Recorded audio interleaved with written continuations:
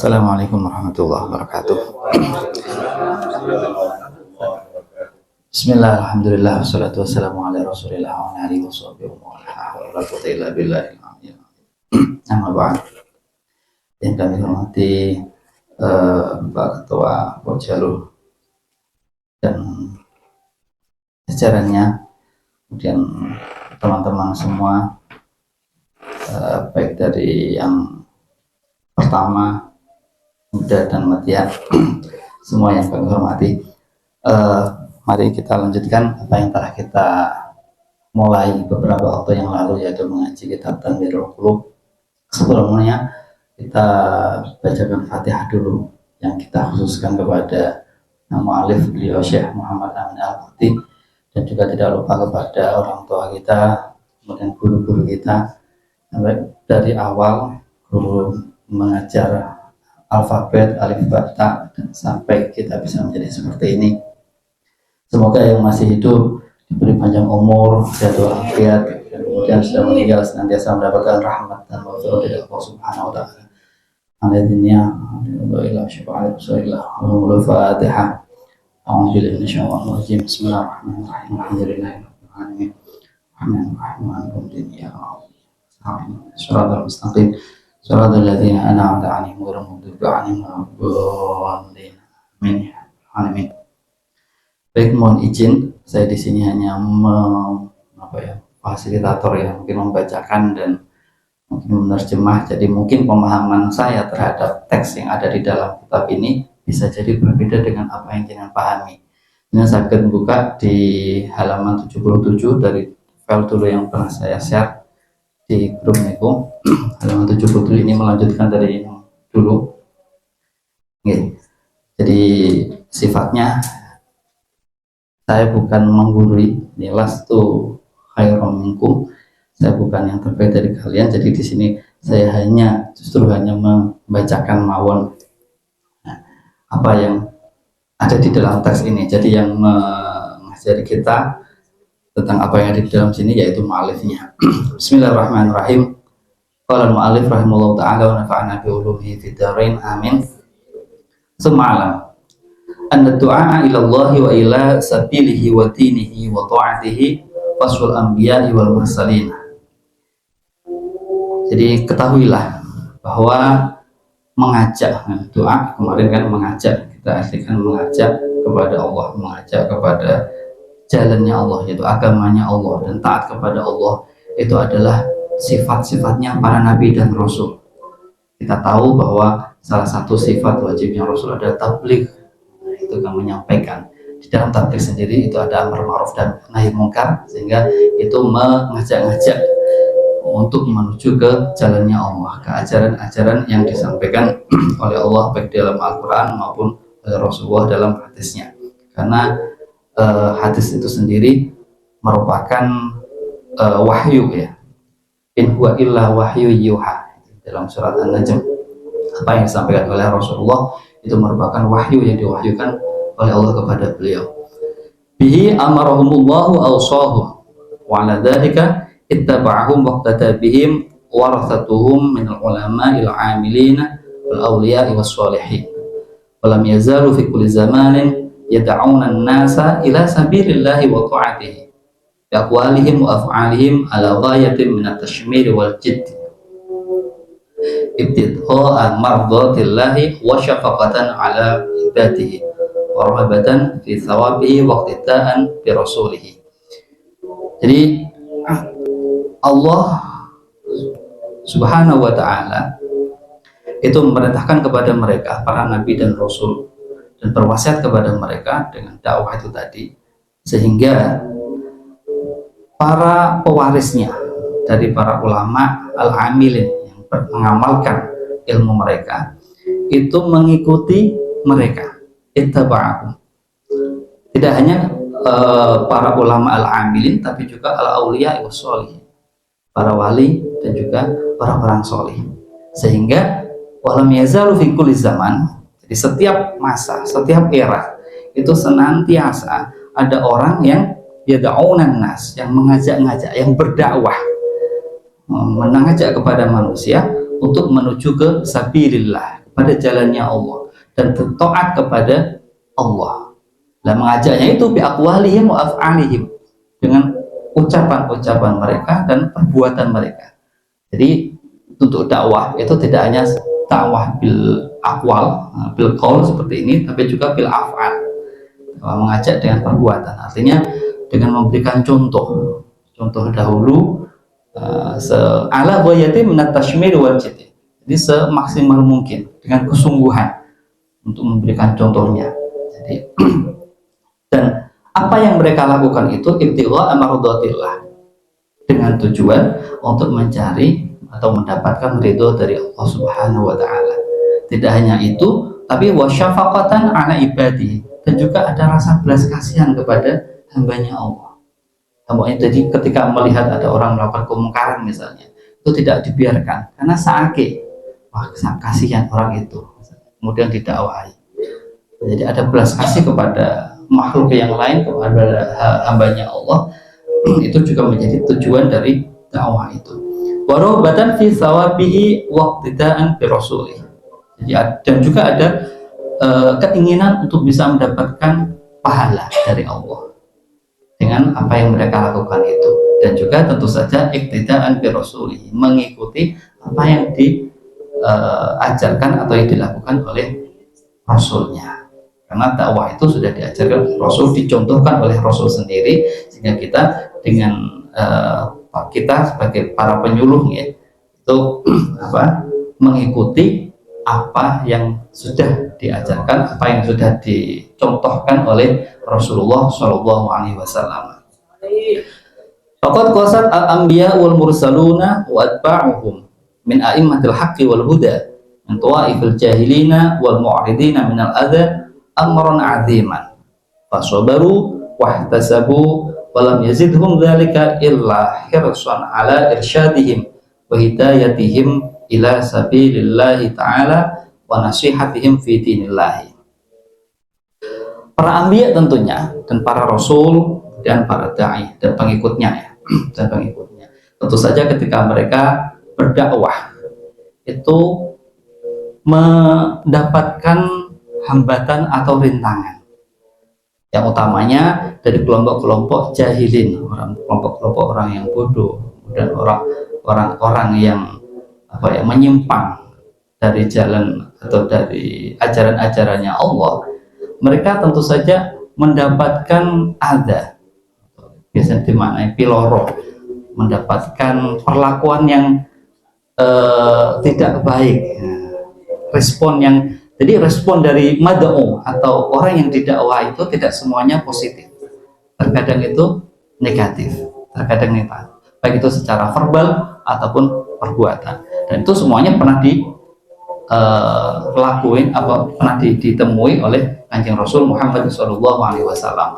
Beliau pernah tidak hanya sekedar diomongi yang tidak baik, tapi bahkan dilempari dengan kotoran, dilempari dengan batu dan seterusnya. Ya, amrun azim, itu ada sesuatu yang besar, sesuatu yang memang akan menimpa orang yang berdakwah, sehingga mereka fasobaru, mereka pada sabar ketika mendapatkan itu. Wahtasabu, dan tentu saja ihtisab itu kan mencari pahala ya, atau berusaha untuk melanjutkan. Karena kalau tidak ihtisabu, tentu saja mereka mungkin frustasi, tapi kan ternyata tidak. Di dalam sejarah dakwah misalnya, kita bisa melihat dari para rasul, para nabi, dan juga para ulama terdahulu, itu mereka senantiasa tetap melanjutkan dakwahnya walaupun mendapatkan hambatan atau rintangan dari mad'unya, dari umatnya. Walam yazidhum dzalika illa hirsan ala irsyadihim, dan hal tersebut itu tidak malah menjadikan mereka frustasi, akan tapi malah menjadikan mereka tambah semangat. Hirsan ala irsyad, semangat untuk memberikan bimbingan, kemudian memberikan dakwah dan mengajak kepada sabilillah, ke jalannya Allah, dan menasihati mereka tentang agamanya Allah.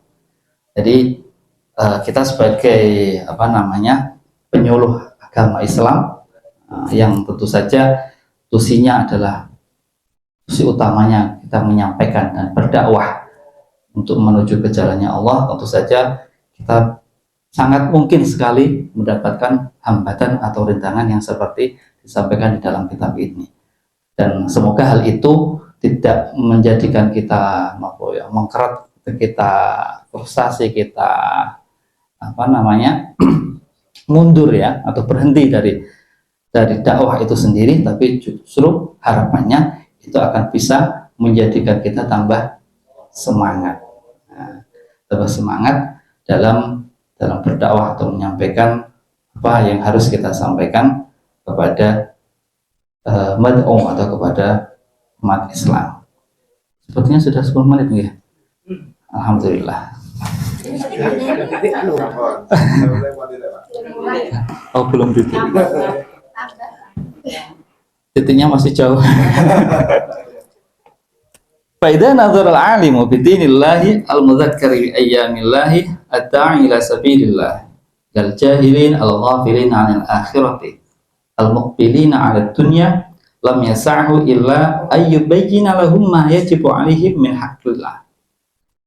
Jadi ketika seorang yang alim, orang yang mengetahui tentang agamanya Allah, yang dia tentu saja selalu diingatkan tentang hari kiamat, tentang akhirat, yang mereka mengajak kepada jalannya Allah, itu ketika melihat kepada orang-orang bodoh, orang yang belum tahu maksudnya tentang ajaran-ajaran agamanya Allah, al-ghafilina 'anil akhir, yang mereka lupa tentang akhirat, dan al-muqbilina 'alad dunya, dan yang mereka konsen pada dunia, yang selalu di pikirannya itu bagaimana memperkaya misalnya, atau yang selalu dijalankannya, dilakukannya tiap hari itu yang terkait dengan dunia saja. Maka ketika seorang yang alim atau yang tahu tentang agamanya Allah, itu lam yasahu illa ayyubayyina lahum, tidak ada yang bisa dia kerjakan kecuali dia harus menjelaskan kepada mereka ma yajibu alaihim, apa yang wajib bagi mereka min haqqillah, dari hak-haknya Allah. Apa sih hak-haknya Allah itu yang harus kita penuhi? Kita harus menjelaskan. Kalau misalnya kita adalah bagian dari al-alim bidinillah, itu harus dijelaskan, sehingga kita dengan tahu hak-haknya Allah, kita akhirnya akan bisa memenuhi hak-haknya Allah itu tadi. Ta'asyan bi Rasulillah sallallahu alaihi wasallam, dan juga dalam rangka untuk mengikuti apa yang dicontohkan, apa yang dilakukan oleh Kanjeng Rasul Muhammad sallallahu alaihi wasallam. Sebagaimana dalam firman-Nya Allah, a'udzubillahi minasyaitonir rajim, laqad kana lakum fi Rasulillahi uswatun hasanatun liman kana yarjullaha wal yawmal akhir wa dzakarallaha katsiran. Bahwa di dalam diri Rasulullah itu ada suri tauladan yang baik bagi orang yang mengharapkan Allah dan hari akhir, dan selalu ingat atau selalu zikir kepada Allah Subhanahu wa taala. Sehingga dari ayat ini, fa'alat du'ai ila Allah taala wal ulama'i bidinihi ayyakunu ala nihayati minas sabri wal ihtimali wa sa'atis suduri walainil janibi wa husnit ta'lifi. Maka bagi doa yang jamak dari da'i, orang yang mengajak-ngajak kepada Allah, para ulama, para orang yang alim dengan agamanya Allah, dengan ajaran-ajarannya Allah, itu harus betul-betul sabar. Pol-polan ya, nihayah nih, betul-betul sabar ketika tadi mendapatkan hambatan, mendapatkan rintangan, baik itu secara verbal atau yang lain. Harus bisa menanggung itu, harus menahan diri, harus hatinya jembar. Jadi gak diomongin rata gak kepenak sidik terusnya muring-muring atau bahkan melu-melu nyelekit terbawa emosi misalnya. Itu jangan sampai seperti itu. Jadi tetap nanti dia perilakunya tetap baik, kemudian omongannya itu harus tetap baik walaupun misalnya dia diomongnya nggak baik oleh mad'unya. Tadi ala nihayati minas sabar. Jadi sabarnya itu harus pol-polan ya. betul-betul sabar, tidak terbawa emosi. Faqad ghalabal jahlu wastawla ala ahli hadzal zaman wa dhahaba bihim kullu madhhabin hatta sara al-katsiru minhum la ya'lamu wa la yadri bil haqqi wad dini ma huwa tasahulan wa tashaghulan bi umuri dunya wa istighraqan fi jam'iha wa tamattu'i bi syahawatiha. Di zaman ini, jadi orang yang berada di zaman ini itu telah dikuasai oleh kebodohan, dan mereka menjadi banyak dari mereka itu tidak tahu, layak namu wala yadri, tidak tahu tentang hak, sesuatu yang benar, kebenaran itu seperti apa, wadini, ajaran agama yang benar itu kayak gimana, mahwa, seperti apa, itu nggak tahu. Tasahulan wa tasyahulan, baik di mereka tidak tahunya itu memang menganggap enteng, atau bahkan karena mereka tuh sibuk dengan urusan dunia sehingga tidak ada waktu untuk bagaimana mempelajari ajaran-ajaran agama Islam. Nah, bisa jadi seperti itu. Jadi tasahulan wa tasyahulan, dan menghabiskan waktunya untuk mengumpulkan dunia dan menikmati kenikmatan dunia itu tadi, sehingga tadi mereka akhirnya tidak tahu yang benar itu yang seperti apa, ajaran agama yang benar itu kayak gimana. Wa fi mithli haula'i yaqulu Allah Ta'ala, dalam menggambarkan fenomena yang seperti itu Allah Subhanahu wa taala berfirman dalam Al-Qur'an, a'udzubillahi minasyaitonir rajim, ya'lamuna zahiran minal hayatid dunya wa hum 'anil akhirati hum ghafilun. Ini menggambarkan sifatnya orang-orang yang ada banyak ya, yang ada di zaman ini. Jadi mereka mengetahui tentang kehidupan dunia, menikmatinya, mengumpulkannya tadi, tapi tentang akhirat mereka lupa. Hum 'anil akhirati hum ghafilun. Fasarat tilka baliyatan 'azimatan amma dararuha al-jahila wal 'alima wal 'ama wal khassa. Maka sehingga tilka baliyatun itu merupakan musibah besar yang kemadorotannya itu tidak hanya menimpa kepada orang-orang yang jahil saja, orang-orang yang tidak tahu tentang urusan agama, tapi juga al-alim, orang yang alim juga akan ikut mendapatkan kemadorotannya dari musibah itu, baik orang umum ataupun orang khusus.